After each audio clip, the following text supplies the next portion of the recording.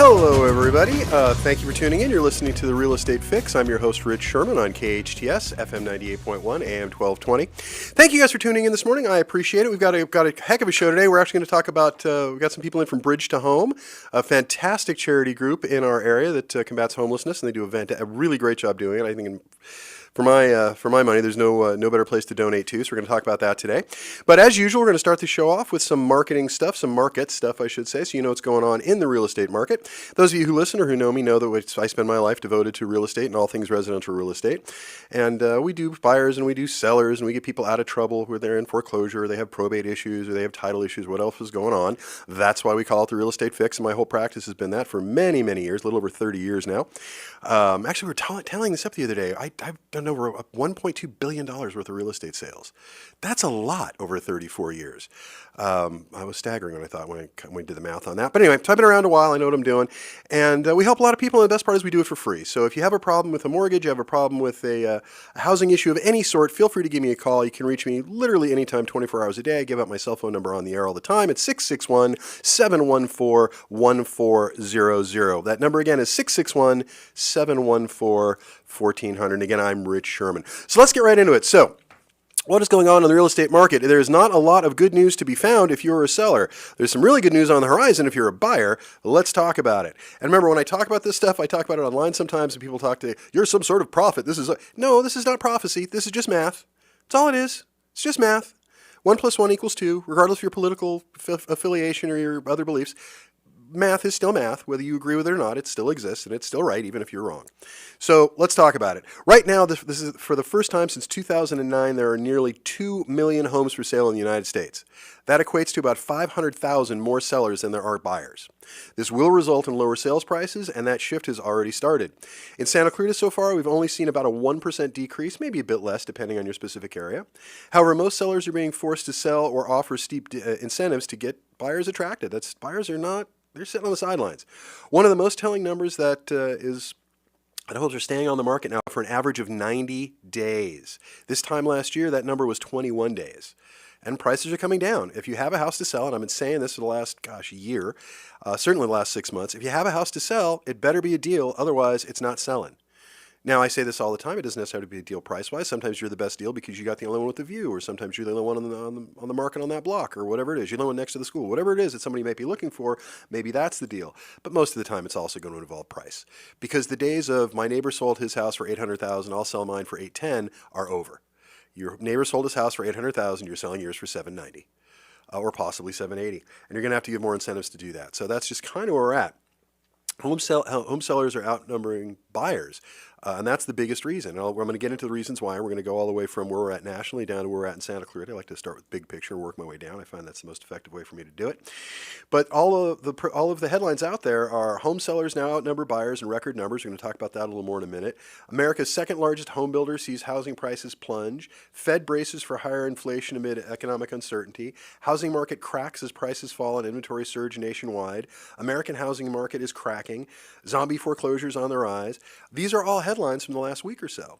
And they're from NBC, CNN, Fox, Money Talks, Quartz News. They're all over the place. So it's not just me saying this. These are the numbers. Let's get into it. Home sellers, according to a recent report from Redfin, who culminates great data on this sort of stuff, home sellers now substantially outnumber home buyers in the U.S., indicating a shift to a buyer's market. And it happened quick. Usually buyer's market shifts takes about 2-3 years to get there. We're doing this in less than 6 months. Indicating a shift to a buyer's market. According to an analysis recently released by Redfin, sellers outnumber buyers by 33.7% as of April of 2025. That represents a gap of about 490,000 people. And this is the big one. The largest difference since Redfin began compiling this data in 2013. In other words, we have not had this many buyers these few buyers for this many homes since 2013. So it's been a while. Redfin estimates that there were approximately 1.9 million home sellers and 1.5 million home buyers in the U.S. in April. That marks the highest number of home sellers since March of 2020. I think you guys can remember something else happened in March of 2020 that might have shifted the real estate market quite dramatically. That is when the pandemic started. So we finally, as far as inventory, we've now returned to pre-pandemic numbers. The problem is there aren't buyers out there to meet those numbers. There just aren't. At no other point in records dating back to 2013 have sellers outnumbered buyers by this large of a number of or percentage. A year ago, sellers have now outnumbered buyers by a smaller 6.5%, and the year before that, buyers outnumbered sellers by 1.2%. So we've gone from a seller's market where there are more buyers than sellers, gently starting to move toward a buyer's market, more sellers than buyers, and now it's just an avalanche. In Southern California, we're about 40% more inventory right now than we had 60 days, 90 days ago. That's a lot. 40% is a lot to suddenly pop up. If you are paying attention when you drive home, when you drive to work, you know there are more real estate signs on your block than there were this time last year. That's for sure for everybody. So it is a bit of a mess, and it's going to get worse before it gets better. We're going to see more and more inventory return to the market. We're going to see fewer and fewer buyers, and we're going to talk about why in just a second. But first, I want to go over some of the numbers here for Santa Clarita, because this makes my point. These are the numbers directly from the MLS, the multiple listing service from the good people at CAR. CAR is the California Association of Realtors, and it's the Southland Regional Association of Realtors, which is our local board. And they put up really good data for this as well. So in May, for the Santa Clarita Valley, the average median sales price for a property, this is homes, townhomes, everything, is $825,000. That's down $18,000 from last month. It's just a month on average. And that number bounces up and down a little bit depending on what's going on. We don't have that huge volume of sales. But the same thing's true in the San Fernando Valley. We're going to go over their numbers as well. The average single-family home is now down to $860,000. For quite some time, it was well above $900,000. Now we're down to $860,000, which is down $15,000 on average just from last month, and down 3% year over year. Condominium sales, the average sales price for a condo or townhome in town now is $599,000, and that is down $26,000 from last month. So you can see the prices are starting to fall. So those of you who want to get online and tell me, not in my area, yeah, you have. Yeah, you have. Now, there's some parts of the real estate market in the Northwest, Chicago, New England, areas like that, New York, where the prices are still holding steady. But there are other places like Florida, Miami in particular, where prices are down a tremendous amount. Or San Jose. Talk to somebody who owns a house in San Jose. Ask them what it was worth last year and ask them what it's worth now. You'll see what I'm talking about. San Jose is down about 14% on average, and that's a place that used to be thought of as recession-proof. So it is a coming. Let's see what else. We have 409 new listings in Santa Clarita in the month of May. That's up 18 from the previous month. We have 911 active listings, and this is a huge number. That's 111 more. Now, the difference between new listings and active listings are new listings are listings that came on the market during the month of May. Active listings are listings that were already on the market in the month of May. When the active number is that much higher than the new listing number, you got a problem. I mean, is the rise in it. Because what that means is houses are staying on the market longer, and they're just not selling. There are 194 pending sales. That's up 21 from last month, which is good. I'll go over the San Fernando Valley numbers for you as well, just because it's a much larger market. What happens there reflects us here quite dramatically. $969,000 is the average price for a single-family home. That's up $14,000. That's the only number you're going to find that's in an up arrow. Everything else, median single-family home in the San Fernando Valley down to $1,060,000. That's down $23,000 from the month before. Median condo $610,000. That's $20,000 down from the month before. New listings only up 1,369 new listings. That's only up 13 from the month before. And again, active listings. That's where it gets stuck in the mud. 2,922 active listings in the San Fernando Valley right now. That's up 297 listings from the month before. Pending sales, 522. That's only up 84 from the month before, which is down 30% for year over year. So these are not great numbers. The bottom line is more houses are coming to market, and there aren't buyers out there to meet the demand. There just aren't. And I'm going to illustrate that by just going over this little chart which we put together in my office, which I find fascinating. For the Santa Clarita Valley, the number of new listings in January was 139. And there are always a large number of new listings in January because it's kind of built up holiday supply that's coming in. So that's always kind of a higher number. In February, it was 35. In March, it was 40. In April, it was 25. And in May, it's 18. Now, those are the listings that have come on the market. That's the number, how much it's gone up. So it's gone up every month for the last 6 months, pretty dramatically. But the number of active listings is really where the rubber meets the road. These are ones that are staying on the market. In January, we're up 90. In February, we're up 67. March, up 75. April, up 75. And May, up 111.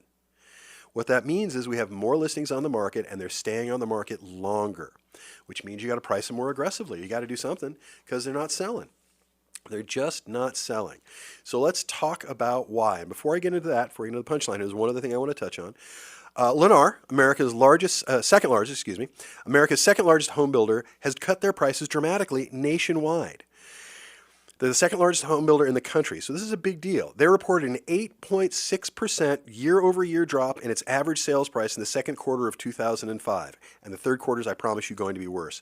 As an ongoing slump in the U.S. housing market continues to affect developers, the average price of a new home built by Lennar, now this is a nationwide number, this isn't Santa Clarita, was $389,000 between April and June. That's down from $426,000 during that same time frame a year earlier, and down from $409,000 in the first quarter of 2025. So if you bought the average Lennar home for an average price in the first quarter of 2025, you paid $409 for it.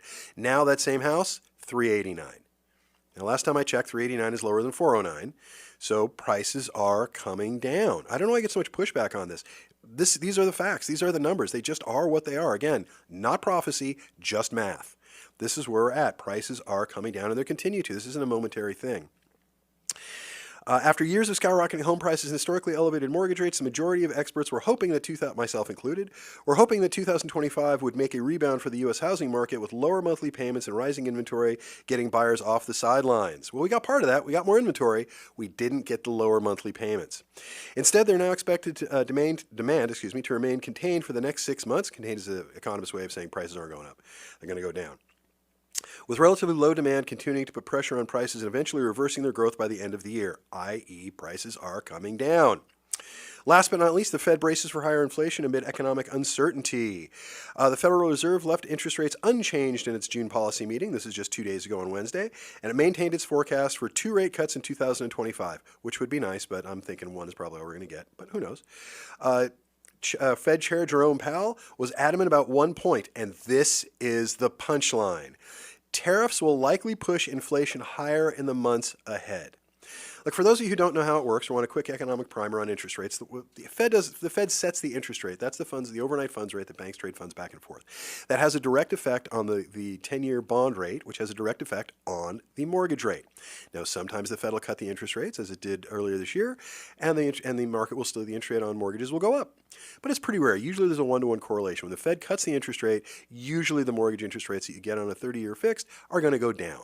Not always true, but it's true most of the time. However, the Fed's biggest reason for existing, like it or not, agree with them or not, is to curtail inflation. Because inflation, runaway inflation, is what leads to depressions. So we can't have that. We learned that lesson in the 30s and 40s. And we know we can't allow that. So the Fed, the Federal Reserve Bank, exists to keep inflation in check. That is kind of their main gig. Now, inflation's been coming down. We're in pretty good shape. But this tariff nonsense has thrown everything into a complete tizzy. Now, I really try hard to keep my political views out of the show and out of my business because it really has no place. But every so often, politics, more and more lately, gets directly involved in the real estate market, and it's rarely for the good, and I think it's worth talking about. I think the tariffs are one of the most wrong-headed, goofiest things I have ever seen in my lifetime. The theory behind them is economically unsound. Unless you think it's 1805, and it didn't work so well then either, tariffs don't work. Isolationism doesn't work. This little blue ball we're on, the only place that we exist, gets smaller by the day. So isolationist policies don't work. They destroy economies. They start wars. They're a bad thing. And sending tariffs out unilaterally with no other reason than to, because I'm a tough guy and I'm going to make everyone else pay, is nonsense. It's utter and complete nonsense. And that's where we find ourselves. The tariffs, whether you like them or hate them, whether you like or hate the current occupant of the White House, his economic theories are goofy. I don't know who he talks to. I can't find anybody that isn't on his payroll that says they're a good idea. We get people like Scott Bessent who say things like the downgrade in the country's credit. Think about that. The rating agencies have downgraded the credit of the United States behind this nonsense. And guys like Scott Bessent go out there and say that it doesn't mean anything. Who cares? Well, it does mean stuff. We do care. It does make a difference, a rather dramatic one, and it keeps interest rates higher. So if you're thinking about buying a house, or if you want to refinance a house, or you got any other reason that you'd be borrowing money over the next 12 months, you should care. You should absolutely care because it is going to cost you more money. I'm not even talking about the increase in inflation, which is what's coming. See, tariffs are a tax. They are. The consumer winds up paying them. They just do. Walmart doesn't have a wide enough margin on most of their items where they can afford to just eat the tariffs as our dear president has so suggested to them. It doesn't work that way. It's going to get passed on to consumers. When you take anything and tax it, the price goes up. When prices go up, that's called inflation. Again, as we talked about, the Fed exists to curtail inflation. So there is no way the Fed can drop the interest rate, regardless of the presidential whining on the topic. The Fed cannot drop the interest rate unless or until inflation is in check. And inflation's been pretty good. We're definitely on our way to lowering interest rates over 2025. We might have even hit 6.5, maybe even lower by the end of the year had this tariff nonsense not started. But now the Fed's hands are tied. They can't do anything because of uncertainty. Look, the one thing all markets hate is uncertainty. It can be up, it can be down, it can be sideways. As long as we know which way it's going, we know which way the wind is blowing, we're fine. But this nonsense with the tariffs, and then postponing it, and then partially we're doing this one, but not doing that one, or making deals with everybody that nobody can tell you about, it's nonsense. It is absolute, utter nonsense, and it's anarchy. Now that seems to be what we voted for, so we're getting that in spades. So if you're fond of economic anarchy, good for you. I've got a client who does very well. He's an investor, and he invests in he calls it the economy of emergency and tragedy. And he says this thing, which I think is hysterical, which I'm going to share with you. He says there's a company he watches. There are three companies he watches all the time. Schlage locks, Beretta handguns, and a company in St. Louis that makes, I'm not kidding when I say this, truck nuts. And when you see their stock go up, because people are buying more truck nuts and flags and things of that nature, you're in a disaster economy. When people are buying guns and locks, you're in a disaster economy. So what he tends to do, and he did this the day Trump was elected, is he tends to invest in these things because chaos, in his case, breeds profit. So if you're invested in the same sort of things he's invested in, you're doing very well with this uncertainty, with this craziness. If you're not invested in truck nuts, then you're probably not doing as well with it. I'm not. I'm not doing as well with it. My clients aren't. They're not doing as well with it. I think the whole thing is just a disaster, and it's going to end poorly. It just is. We're not going to get anything out of this. And if we do, it's going to the Fed. It's not going to the consumer. Also, I think our president can say, look at all the money that I made the United States, so we can cut taxes on the richest people here yet again. I don't know what it is, this obsession with supply-side economics, the idea that the rich get richer and it trickles down on the rest of us. I think it's been conclusively disproven over the last 50 years. It doesn't work. It didn't work when Kennedy said a rising tide lifts all boats. Anyone who's ever been in a boat will tell you that's not true. Rising tides tend to swamp boats. It didn't work when Reagan talked about trickle-down economics. It didn't work when Bush talked about it as job creators. And it's not going to work now. It doesn't. This kind of nonsense, when you make the rich richer, makes the middle class poorer and the poorest among us much poorer. It doesn't work. It just doesn't. And again, this isn't a political opinion. This is just math. That's all it is. It does not work. It will not work. It's going to cause us all. Inflation is going to up. Our fuel prices will be higher shortly because of tensions in the Middle East and other things. And the rest of our prices will go up on everything from groceries to tires because Trump is ridiculous. He just is. I don't know where else to put that, on this topic anyway. So that is where we're at, and that is why we are here. And until or unless this nonsense gets sorted out and some stability gets returned to the market, it's not going to change. In fact, it's going to get worse. So we shall see. So I think housing prices, because this is the big number everybody always wants out of me, I was projecting at the end of last year that housing prices across 2025, we're going to come down about 1 to 2%. Now I'm saying it's going to be about double that. I'm thinking 2 to 4, maybe as much as 5% corrections. And that's in our little valley. That's in the Santa Cruz Valley. I think prices are going to fall between 3 to 5%. That's my prediction. It's not a lot, but it's enough to get people's attention. And the biggest thing is houses are going to be on the market for longer. The days of selling your house in a week or in 21 days, which was the average previously, are over. 90 days, 120 days, 6 months, we're going to see listings languish. We're just going to be seeing that. So, sorry, but that's just where we're at. If you disagree with my opinion, you want me to say something differently, you want to correct me with something, feel free to give me a call anytime. You can reach me at 661-714-1400. Let me just leave you with a couple of these little facts on our way to break. Here they are. Per census data, unsold new homes reached 117,000 units in April. That is the highest since July of 2009. That means new houses are sitting on the market, not selling either. Luxury home sales declined by 10% annually in April. This is nationally. Mortgage rates are back up to nearly 7%, and economic uncertainty is driving buyer hesitation across all income levels across the country. Buyers are demanding significant concessions or walking away entirely. We didn't even talk about that. The number of escrows that are falling apart now is absolutely through the roof. There are always some escrows that fall out, but the number of escrows that have just completely just ended, where a buyer got into a house, somebody thinks they bought a house, somebody thinks they sold a house, and it doesn't happen, is skyrocketing. New home inventory has jumped 31% across the country year over year, and in California it's even higher. It's depending on which chart you look at, it's between 40 and 42%. That's just where we're at. The American housing market is cracking. It's becoming a buyer's market, which isn't such a bad thing. Buyers have been waiting on this for about 10 years. But it's going to do so in such a way that's going to send the prices down. And they're already falling. How far? I don't think it's going to be 2008. It's not going to be that kind of a crisis, I hope. But that depends on how much instability we get out of Washington. That depends on how much instability we see out of this tariff nonsense. And it is just that. It is nonsense. It's not going to work. Anyway, with that, let's go to break. We'll hear from some of the sponsors when we come back. I've got a special guest that you guys are going to love. Her name is Niki. She's from Bridge to Home. Niki Feast-Williams. We're going to talk about a really great program they're running right now to raise some money to help some people out. And we're going to talk about some of their numbers. I want you guys to hear about this because Bridge to Home is the most effective thing I've seen in years to prevent homelessness. And they're based right here, and they do a fantastic job. And you really should support them. I do. But let's go to break. When we come back, we'll have Niki in from Bridge to Home. Thank you guys for listening. I'm Rich. You're listening to The Real Estate Fix with Rich Szerman on KHTS, FM 98.1, AM 1220, your hometown station. Hey everybody, welcome back. Thank you for coming back after the break. I'm your host, Rich Szerman. You're listening to The Real Estate Fix on KHTS, FM 98.1, AM 1220, your hometown station. And thank you guys for tuning in. I have a special guest in studio as promised today. We have Niki Feast-Williams of Bridge to Home. Hi Niki, thank you for coming in. Good morning. I'm Good glad morning. to be here. Thank you. Let me go over your introduction here because we spent some time, my staff and I spent some time writing it last night, although we think about most of it off the website. Niki is the director of Interim Housing for Bridge to Home. She began her passion as a volunteer at the age of 19, volunteering for several nonprofit organizations. Her passion is helping children that have experienced sexual abuse, domestic violence, homelessness, and human trafficking. She joined Bridge to Home, their team, in 2017 as a residential team leader and has been promoted through the ranks through her tenure.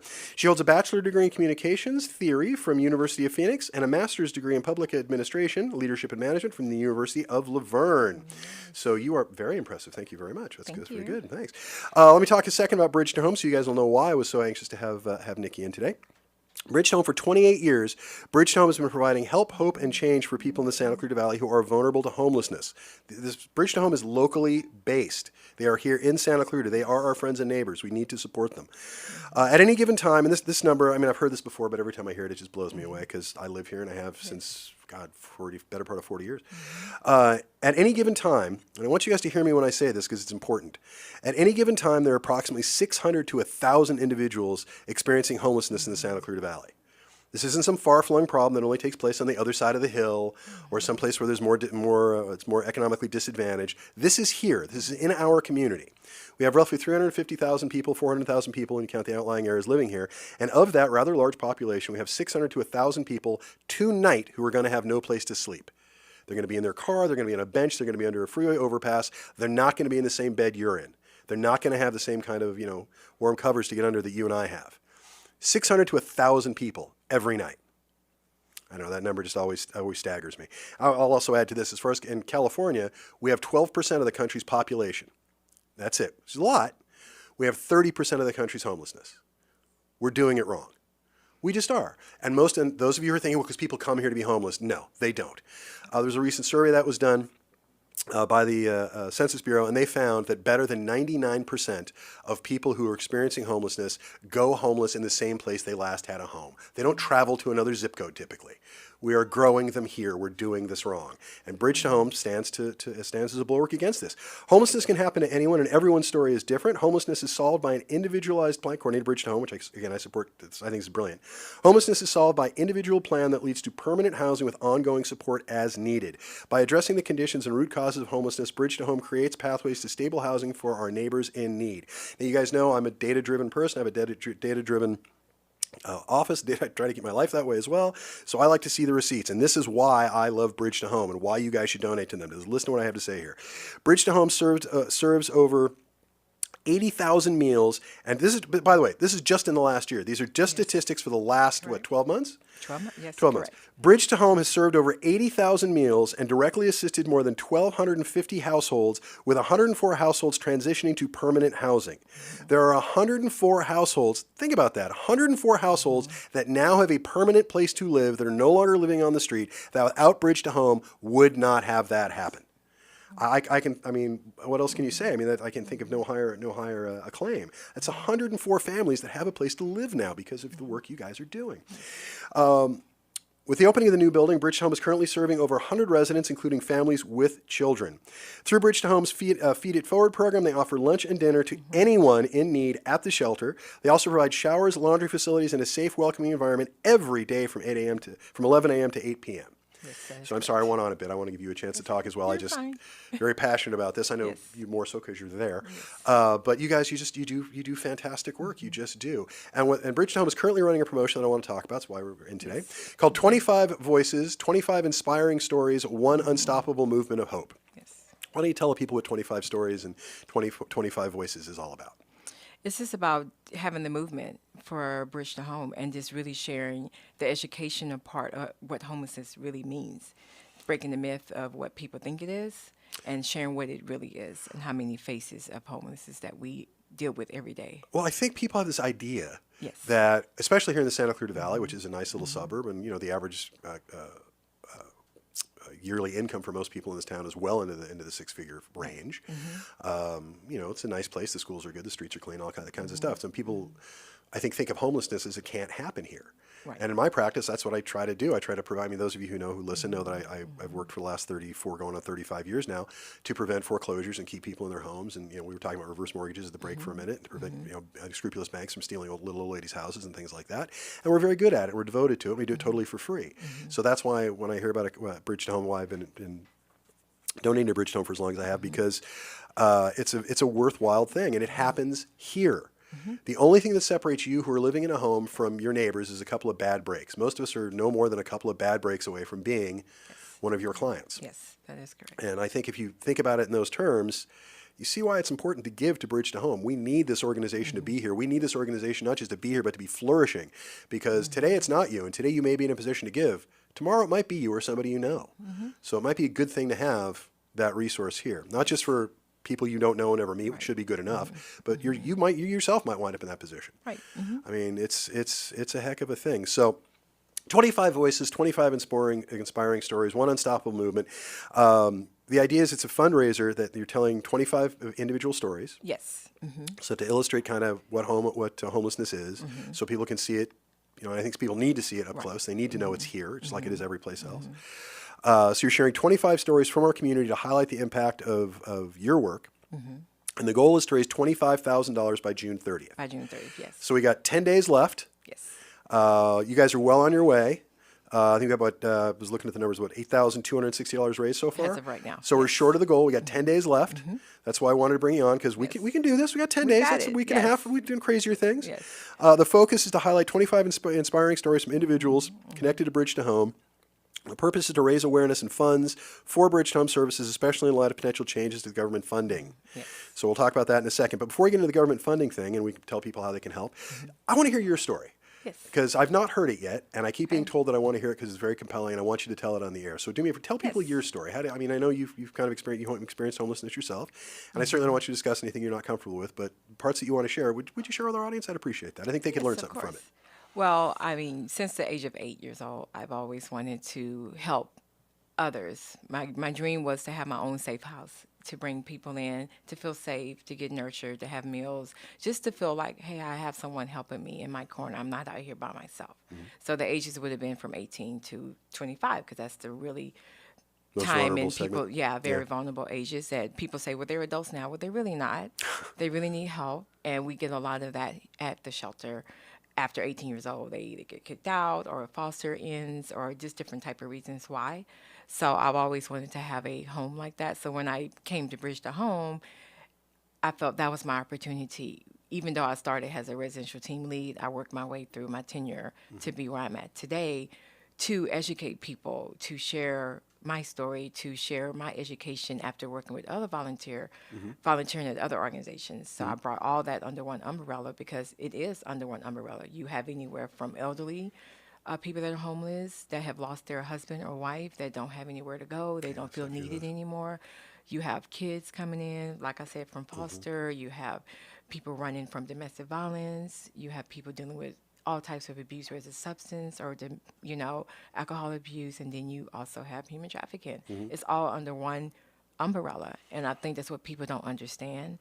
So my goal was to get in there and to educate the community, and that's where I started doing that. Yeah, I don't think people, as we were talking about earlier, I don't think people get that this is on our doorsteps and everyone else's. And just because you're in a position that you don't think homelessness can happen to you, and you don't think it affects you, it does. Whether you see it or not, whether you feel it or not, it absolutely does. It affects all of us. Yes, And where it the does. system, where the government bows out at 18 for most kids, especially foster care and things like that. I've got a 19-year-old at home, and I love my daughter dearly, and she's great, and she's becoming quite the human being. We're very proud of her, but she's 19. She's not an adult yet. Right. I mean, That's she right. can vote, but she's still not an adult yet. Right. And I think that the system falls short with a lot of that kind of stuff. So, what else you want to cover? But do you want to tell anything else about your story? Well, I mean, I don't mean the bridge to home story. I mean your personal story. Well, my personal story is just the fact that, like you said, everyone's one check away from being homeless.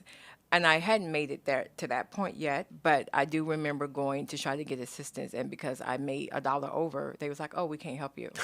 You don't make enough to live, but you make too much for us to help you. And I was in the same line as other people. And then when I had started Bridge to Home, I remember a lady who came in. She had a degree, teacher, lost her job. It was a teacher strike, lost her job. She was one of the ones. And I looked at her and I saw her come in, and she was just like, I can't get any help because I have this degree. I have income, but now I've lost it. But because of where I was now, it's hard to get help. And I felt that with her. But when she walked into Bridge to Home and she saw how much we cared and helped her, I said, that could have been me. But because I'm on the other side, because Bridge to Home gave me opportunity to work with them and becoming staff, I knew that was my dream was met. That was my goal. And that's when my career started with Bridge to Home. Before did you yourself experience homelessness before going to work for Bridge to Home? No, I was almost there. That's what I was saying. Oh, okay. Just one step. I had lost my job after, 20 years, but I was a person like, you know what, I'm not going to let that stop me. I worked 2 and 3 jobs. So, I had to work what I did to make ends meet, because one job did it, but when you lose that one job, you got to keep working multiple. So I worked about 2 or 3 jobs, Well, you had finishing a up my family you're degree. supporting as well. I had 3 children, yeah. Yeah. So I get it. It is very hard out there, and especially in California, because it's so expensive out here. But some people, they in for the long haul, and some people say, I can't do this anymore, and they give up, and it's easy. Yeah. It's like, what do we do? Yeah. Yeah. So that's kind of where my story began, and I've always had a heart to care for people because it was just in my blood from growing up with my women in my family. They were all caregivers, and that's what we did. We cared for people, we nurtured people. I started off in an elderly care home with my mom, so that's how I kind of. Well, I think one of the biggest differences I see with Bridge to Home is, well, there are 2 that come to mind. One is that it appears to me that every dollar that gets spent with Bridge to Home gets spent in this community. Yes. Bridge to Home is stepping in where, frankly, the system should be doing more, and it's not. So Bridge to Home exists to bridge that gap for a lot of people. Hence the name, I suppose. And so, when money gets spent, when donated to Bridge to Home, it doesn't go to some far-flung place and then reallocated 15 times. It stays here. Here. And I think that's key for those of us who like to donate to these sort of things, or are able to donate to these sort of things, to keep in mind. The other thing is, you guys, the program that you guys follow, it's not just here's a place to live, here's food on your plate, figure it out. It's much more than that. You guys are doing vocational training. Yes. You're doing all kinds of stuff. Yes. You keep in touch even once they do get housing, and you guys help get them into housing, which is the whole point. You find housing for them, and then you keep in touch with them. You keep working with them, and Yes. you keep them on track. How long does that sort of counseling typically go on? Let's say somebody's at Bridge to Home. You find a place where you get an opening. You find a low-cost option for them, so they're able to secure that, and they have enough income coming in to do that. And then how long does the counseling last once they kind of start down that road? Part of it. It really doesn't stop, because we're their community. Oh. So once they get housed, our goal is to keep them housed. Of course. So they can come back for a meal. They can come back to see their friends. We don't want them to feel like you're out there now by yourself.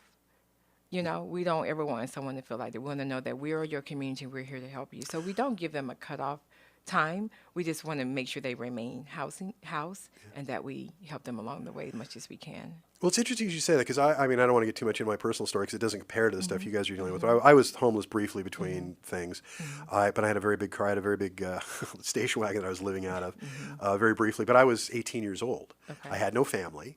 I had a job, so I could, I had food. I just had no place to live. And the worst part of that was that when you're going to sleep at night, where you just feel hopeless. How did I wind up here? Because it's very hard to focus on how do I get out of this mess when you can't really wrap your head around how the heck this. You know what happened? You were there. We were all there for the disasters in our life, but we often find ourselves going, well, how did I get here?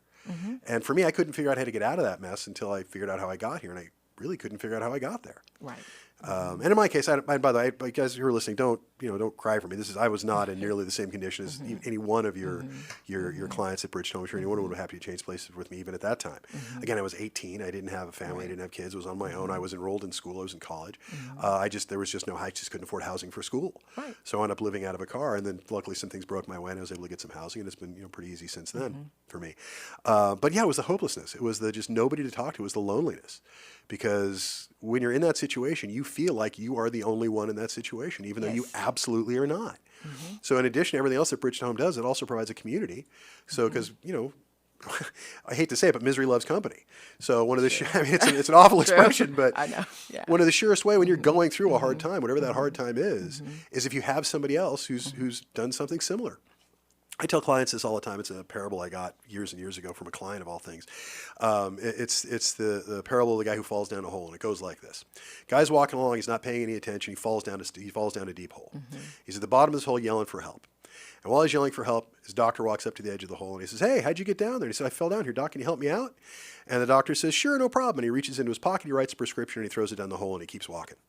So the guy has a prescription in his hand for anti-anxiety meds, I suppose, but he's still stuck down a hole. So he's yelling for help. His priest walks up to the edge of the hole and he says, "Hey, how'd you get down there?" He said, "I fell down here. Can you help me out?" The priest says, "No problem." He writes out a prayer and he throws it down the hole and he walks on.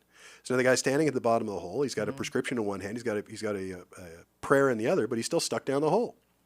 And then a friend walks up to the edge of the hole and he says, "Hey, can you help me out?" And his friend jumps in the hole. And he looks at his friend and he says, "What are you doing? Now we're both stuck in this hole." And his friend looks at him and he says, "Yeah, but I've been here before and I know the way out." Wow. And that is the lesson. And I think that, especially in an organization like Bridge to Home, I mean, please, you certainly know better than I, but that seems to me to be the lesson. Here you've got a large group of people who have been down the hole and who know the way out. Yes. We've got, over 100 people living at the center at the moment now, 101. You've got other people who are coming in, I'm sure, just for meals and showers and things About like that. 25 to 30 a day. Yeah, so you've got 130, 150 people that you guys are dealing with on a regular, if not, on a daily basis, who are in that hole now. And, you've been down the hole and you know the way out. Right. That's kind of the thing. And I use that story a lot to help people just kind of get it. But it's why I do what I do for free, as far as trying to keep people in their homes so they don't become a client of yours.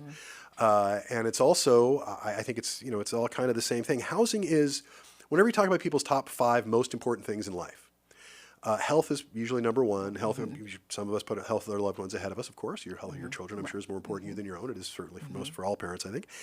But on that list, on that top 5, is always housing. Housing first. It is that crucial a thing.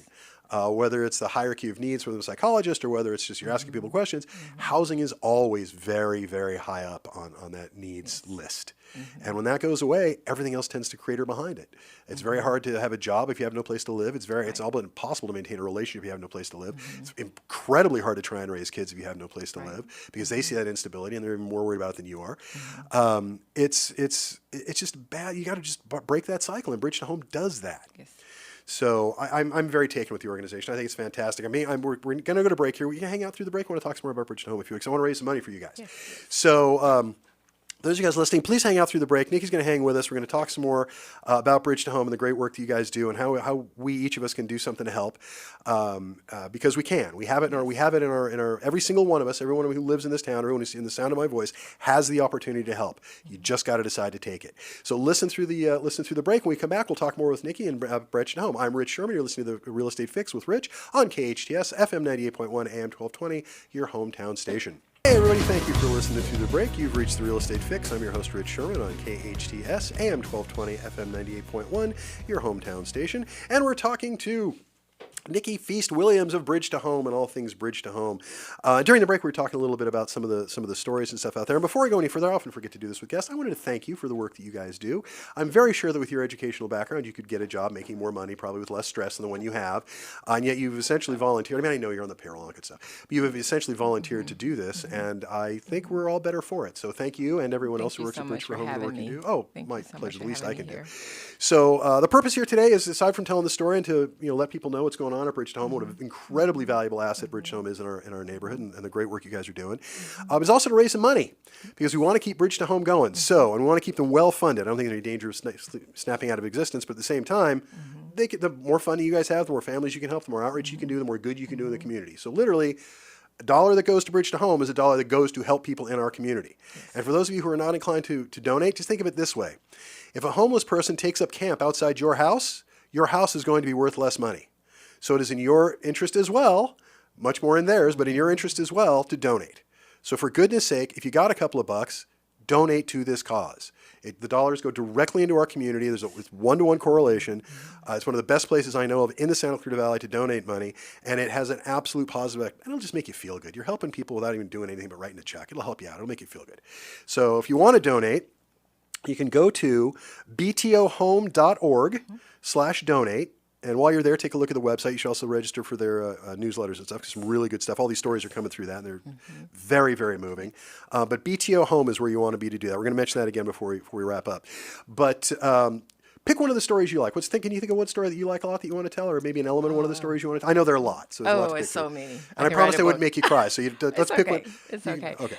I really Well, have 'cause a we'll really both cry, a good one. Yeah. It's What you got? well, I have two. But one of the gentlemen that I actually just saw him yesterday, and he's hilarious. I just love his happiness. No matter what he's going through, he always has a smile on his face.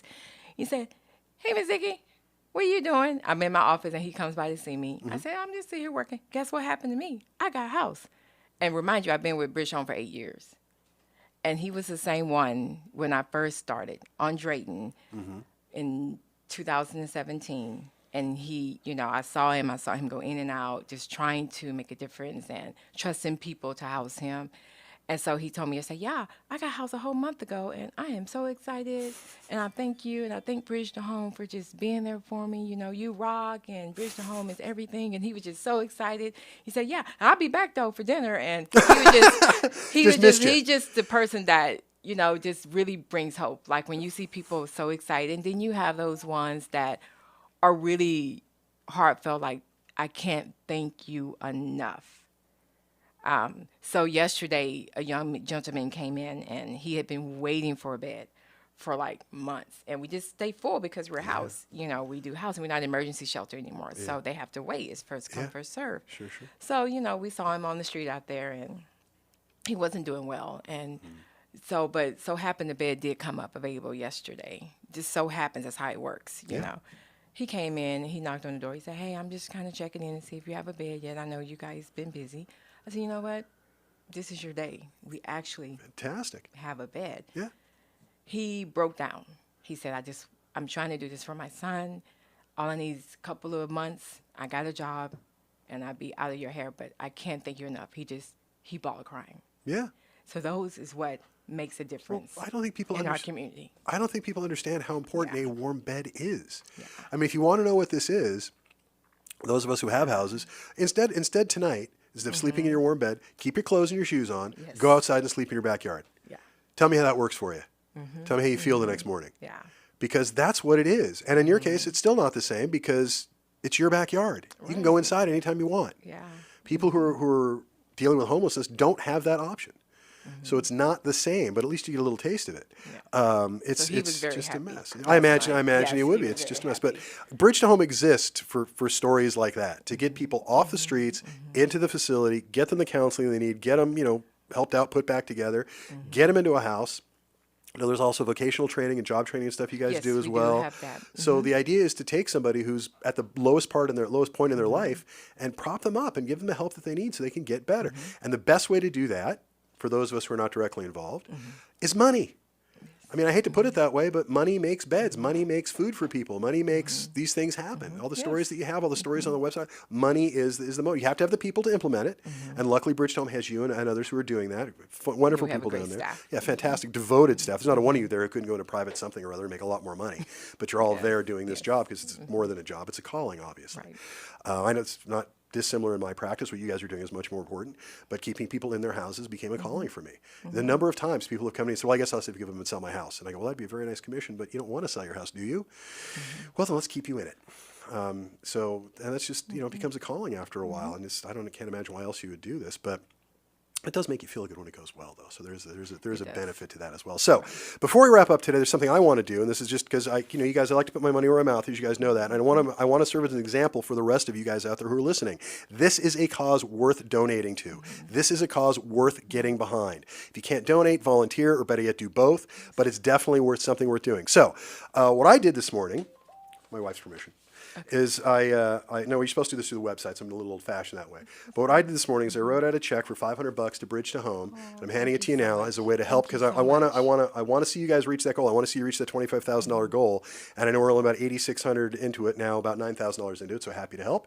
But come on, follow the example, guys. Get in line. Let's help out. Let's see if we can do something for Bridge to Home. bto.home.org is where you want to go. That's where you can donate. You can see all these stories. I recommend you sign up for the newsletter as well. You get a lot of great stories that'll make you feel good in your day. BTO, Bridge to Home, btohome.com is where you want to go. .org, my mistake. btohome.org is where you want to be. So thank you guys for listening. Thank you, Niki, for coming in, and thank you for the hard work that you guys do. Oh, my pleasure. Come in anytime. And thank you for the rest of the staff to Bridge to Home as well for the great work you're doing. And thank you guys for listening. I'm Rich. You've been listening to The Real Estate Fix with Rich. I'm your host on KHTS FM 98.1 AM 1220. We'll be back in a couple of weeks. In the meantime, be good humans.